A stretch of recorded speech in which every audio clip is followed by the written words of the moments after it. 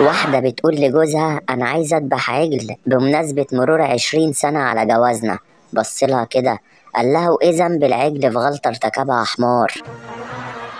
واحدة بتتصل بحماتها وبتعيط جامد، فحماتها بتقول لها مالك يا بنتي بتعيطي ليه كده؟ قالت لها ابنك بيخوني.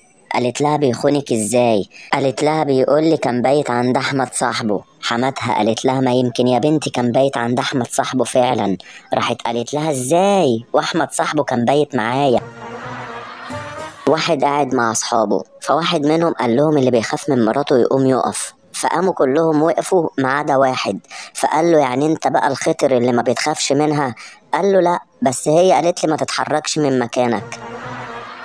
واحد ماشي في الشارع ومعاه 3 أولاد، طلع عليهم حرامي مسك الولد الأولاني وقال للراجل هتطلع تليفونك ولا اذبحهولك؟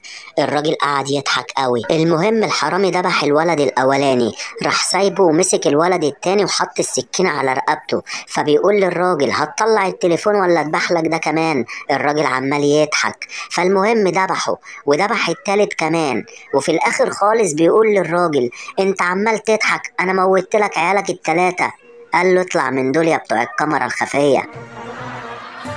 واحدة بتسأل أمها بتقول لها هي ليه العروسة بتبقى لابسة أبيض في أبيض يوم فرحها؟ قالت لها يا حبيبتي علشان ده بيبقى يوم سعيد وبيبقى ذكرى جميلة وبتفتكرها بكده.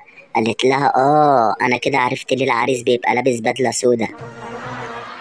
حمارين قاعدين مع بعض وبيحششوا، فواحد بيقول للتاني انت محشش؟ قال له لا، مبرسم. 2 أغبياء ماشيين في الصحراء، فشاف واحد بيصطاد، فواحد بيقول للتاني شايف الغبي بيصطاد في الصحراء؟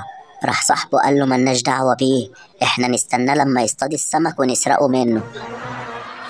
واحد غبي راح حفلة تنكرية قطع راسه. واحدة وحشة قوي وواحد غبي قوي، كل يوم يتصل بيها يعاكسها. المهم كل ما يعاكسها يقول لها انا مش شايف غيرك اجمل واحدة في الدنيا، تقول له انت اكيد غبي، يقول لها يخرب بيت كشف الارقام ده. واحدة غبية كل يوم واحد يتصل بيها ويعاكسها، اتخنقت منه غيرت الخط، اتصلت بيه من الخط الجديد وقالت له ارتاح انا غيرت خطي، وريني بقى هتجيب رقم الجديد منين.